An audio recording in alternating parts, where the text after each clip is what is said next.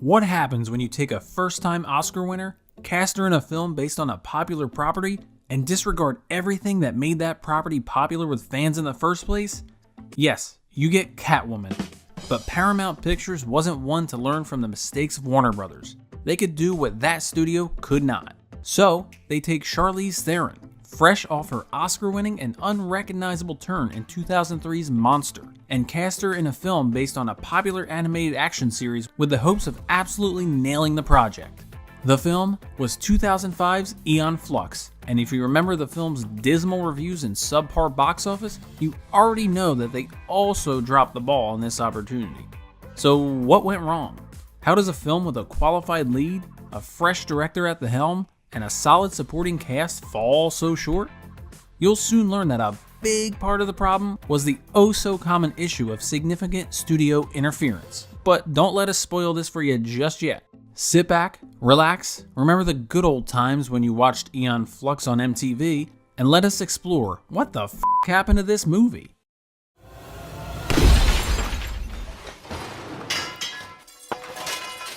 Depending on your generation, the Aeon Flux sci-fi animated series, which ran on MTV until 1995, was a part of your late-night viewing.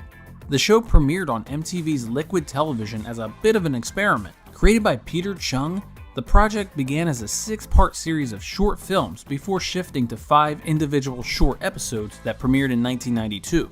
In 1995, 10 half-hour episodes were produced and presented as its own standalone series. Critics and fans highly regarded the animation, and the show's plots dealt with more adult concepts missing from most animated series. On the one hand, Aeon Flux was a captivating psychological drama while also looking into a dystopian future that dealt heavily with social science fiction. The series follows the titular character, a scantily clad secret agent with many skills, something like a sexier Liam Neeson from Taken. She dabbles in assassination, espionage, and exemplary fight skills that make her the top choice to protect her city of Monica to destroy all the strongholds of the bordering city of Bregna, where its citizens are called Breens. What's complicating things? Bregna is led by her arch nemesis and sometimes lover, Trevor Goodchild, a classic case of love and hate that makes for intriguing bedfellows. Everything about the duo and where they're from is at odds. Monica is a society where rules don't exist, while Bregna is a controlled police state. Aeon Flux can also accomplish just about anything, except taking out Trevor Goodchild while he has everything at his fingertips, except for Aeon. All these facets pumping through the DNA of the series make it prime for a feature film adaptation, so it's no surprise that a studio would eventually try to make this happen. Phil Hay was one of the screenwriters tasked with penning a story for Aeon Flux worthy of the big screen. His previous credits were the underrated teen comedy Crazy Beautiful, starring Kirsten Dunst and Jay Hernandez. He also co-wrote 2002's The Tuxedo, a film starring Jackie Chan and Jennifer Love Hewitt that featured Chan donning a tuxedo that gave him special abilities. It's not exactly one of Chan's best, but there is a co-writer. That man is Matt Manfredi, who also co-wrote Crazy Beautiful and The Tuxedo. Wait, he also had a hand in The Tuxedo? That's what we're working with here? At least the source material for Peter Chung is strong enough that they should be in good enough shape. They just need someone at the helm to steer the ship. Karyn Kusama, who has been married to Phil Hay since 2006, was chosen to helm Aeon Flux, and this could very well be one of the first good ideas behind the scenes. Kusama debuted as a writer and director on 2000's Girl Fight, a film that made its leading lady Michelle Rodriguez a star, and garnered Kusama a nomination for Best First Feature at the Independent Spirit Awards. They chose artsy and indie to take on Aeon Flux in 2005 before it was cool and edgy. This was a director who was used to working with the $1 million given to her for Girl Fight, and now she would be taken on a popular IP with a $62 million budget. Not exactly big by today's standards, but still a gamble, as studios back then, and even today, seem reluctant to give female directors the chance to take on big budget films. It's a misguided notion that they can't handle it or that a man could do better, but look no further than Kathryn Bigelow, Chloe Zhao, Patty Jenkins, or Kathy Yan. They have proven to be more than capable. The fact is that every filmmaker needs all the necessary tools to make a project work. Its success or failure is a product of many moving parts. As a directing choice for Aeon Flux, Karyn Kusama was a wise and inspired decision. and it was championed by Paramount Studio chief Shelley Lansing, who was responsible for spearheading the project.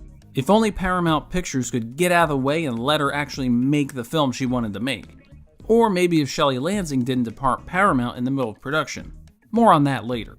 One of the most significant immediate changes for this adaptation, and something that creator Peter Chung would comment on after the film's release, is that the movie's story is considerably different from the original animated series. The most jarring change is that, on the animated series, the Monnikins and Breens belong to two different cities. This helps set up the conflict a bit more between the two factions. In the film, they're both part of Bregna. Then there's the characterization of Trevor Goodchild and his relationship with Aeon Flux. There's far more push and pull in the animated series, and the relationship has many layers. There's love, hate, competition. There's more of an intellectual battle of the minds that goes along with their physical abilities. Their relationship is greatly reimagined in the film, much to its detriment. There are also minor random changes. The character of Una, played by Amelia Warner, is Aeon's sister in the film, but on the series, she was merely her friend. These kinds of changes really upset fans because they're unnecessary and show that the creative teams aren't entirely respecting the source material. This is something that rarely goes well. Finding the right actress to lead Aeon Flux initially took Kusama back to her breakout film, Girl Fight. Michelle Rodriguez was originally considered for the part because of her past working relationship with the director. This was first announced in 2003, and the director also stated during an interview with The Witching Hour that Nicole Kidman was also considered for the role. Oddly enough, they would go on to work together on Destroyer in 2018. Somewhere along the line, the Michelle Rodriguez idea was dropped, but another intriguing choice emerged in Charlize Theron, who was fresh off winning an Oscar for playing serial killer Aileen Wuornos in Monster. Aeon Flux presented Theron with an opportunity to lead a potential franchise, an enticing concept coming from an Oscar win. For Paramount, the actress represented a big enough name to lead the project and make it a viable box office hit. Theron would be joined by Martin Kousakis as Trevor Goodchild, Johnny Lee Miller, Sophie Okonedow, Pete Postlethwaite, and Frances McDormand in supporting roles. Not a bad cast for a film headed for a lot of trouble. Kusama and the production team initially chose the Brazilian capital of Brasilia in which to shoot the film. It was believed that the modern architecture there would most resemble the fictional city of Bregna, but the producers rejected the idea outright. They believed that Brasilia lacked the proper infrastructure to support a major motion picture, so Berlin and Potsdam in Germany were ultimately chosen after a more extensive location scout. The cool thing for the production was that Aeon Flux was allowed to shoot in various locations where access had previously been denied, such as the Adlershof Schulturm and Wind Canal Wind Tunnel facility, and the Treptow Crematorium. As the film continued to commence, an accident occurred that would derail the project for over a month. In September of 2004, Theron was doing stunt work on the 10th day of shooting, and the actress suffered a neck injury after slipping during training. Theron would have to go through 6 weeks of physiotherapy, but just to prove how much of a trooper she really is, she still insisted on doing most of her own stunts when she got back to work.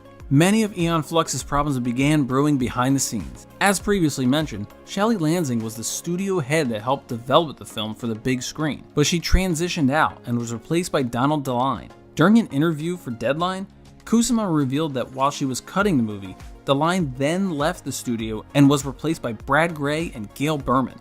That means that 3 studio heads were involved at one point, as Aeon Flux went through production and its final cut. Kusama said in the interview, quote, "New administrations at a studio typically see the movies from their prior administration as failures, and it's tough to wrap your head around from a business perspective, from an ego part of the business. That's hard to understand.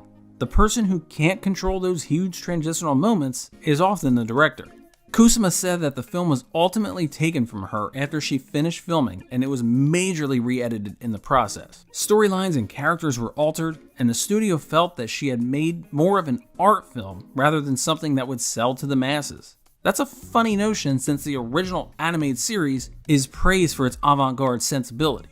It's much deeper than the throwaway action piece that they tried to put together in post-production.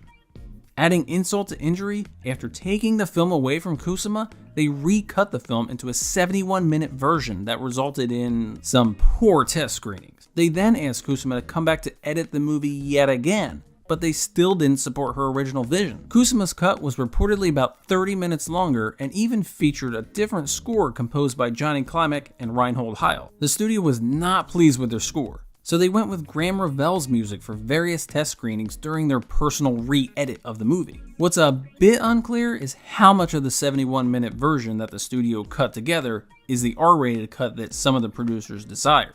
Alternate versions of scenes were filmed that showed more graphic fights and bullet hits, while others reportedly featured more nudity from Charlize Theron in various scenes. Paramount ultimately decided to go for a PG-13 rating, so a lot of the more intense violence and nudity were cut. A lot of this was at the objection of Kusama, who felt the film was really out of her hands after filming Wrapped. After not being screened in advance for critics, Aeon Flux was ultimately released on December 2nd, 2005.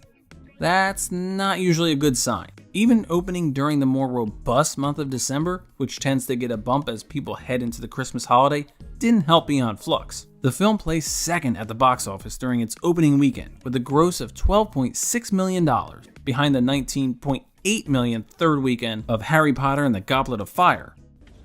Harry Potter?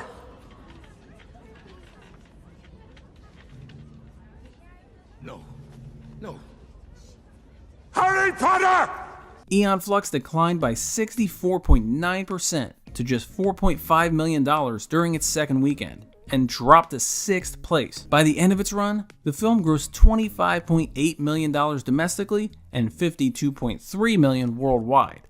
This was all on a reported $62 million budget, so Aeon Flux was a financial bust for the studio. Reviews were especially unkind to Aeon Flux. The film holds a dismal 9% rotten rating on Rotten Tomatoes, with a consensus that reads, quote, Aeon Flux lacks the gravity-defying pace of its animated predecessor and, despite some flash, is a largely dull affair. The New York Post gave the film 0 out of 4 stars and called it the year's worst movie. Variety called it spectacularly silly, while Entertainment Weekly said Charlize Theron was, quote, stranded in a trashy and derivative glum zone of fashion runway fascism. David Edelstein of Slate was a bit more positive when he said the film was, quote, not that terrible. Have to find praise wherever we can here. In the years since the film's release, it seems like everyone involved with the movie agrees that various aspects of the production were completely mishandled. From going through 3 studio heads to the studio re-editing the original vision to maybe biting off more than they could chew, it doesn't look like everyone had the same outlook at all in the film. Charlize Theron told Variety in 2017, quote, we f***ed it all up. I just don't think we really knew how to execute it. And it's disappointing, but it happens. Even though Theron had doubts about the film, she respected her director and trusted her vision. During their own interview with BuzzFeed, writers Phil Hay and Matt Manfredi acknowledged that the final cut is 30 minutes shorter than Kusama's cut, and Hay even said, quote, in tone, pace, style, and character development, there are some big departures. Perhaps the words that cut the deepest were those of creator Peter Chung. He never liked the film's script, and he said, quote, the movie is a travesty. I was unhappy when I read the script 4 years ago. Seeing it projected larger than life in a crowded theater made me feel helpless, humiliated, and sad. During more of his criticism, he also seems to lay the blame on the studio for what went wrong with the film, citing their desire to make a mainstream action film that would sell to the general public. Chung said, quote, it's possible to make good unconventional films. It's also very hard. In any case, if you're going to risk failure, I say do it boldly, with conviction. The problem with the movie is its failure of nerve. In all this, Kusama seems to be the biggest victim of the film's failure. During a chat with BuzzFeed, when Aeon Flux flopped, she said her agents told her in a jokey tone that she was, quote, in movie jail now. This concept falls on certain directors when they have a big flop, even if they had other promising and well-received material. Unfortunately, the daggers from this seem to hit female directors even harder. Look at Patty Jenkins in Wonder Woman. The first film is a big hit and critically praised. She's the toast of the town. Wonder Woman 1984's critical reception was much harsher, and suddenly, Jenkins' talents were being questioned on social media. Kusama went on to direct Jennifer's Body in 2009, and that's a movie that's had its share of marketing issues because the studio didn't know how to handle the concept. The movie has gone on to gain a significant cult following, and the overall experience in the industry has taught Kusama that she needs final cuts of her films. During a talk with Deadline, Kusama said, quote, "I've had final cut on 3 movies, Girl Fight, The Invitation, and Destroyer, and that's how I'd like to continue to work. Working independently on a very aggressive budget, sure, I'd like to have more time and resources on future films, but I recognize that sometimes creative control comes at a very high price, and I'm willing to pay it." Aeon Flux may not even be on the so bad it's good spectrum, but let it be a learning experience for studios to adapt complex and popular source material. There is no need for big, sweeping changes to make things better. When there are too many cooks in the kitchen, projects fall apart, and Aeon Flux, unfortunately, fell victim because of this.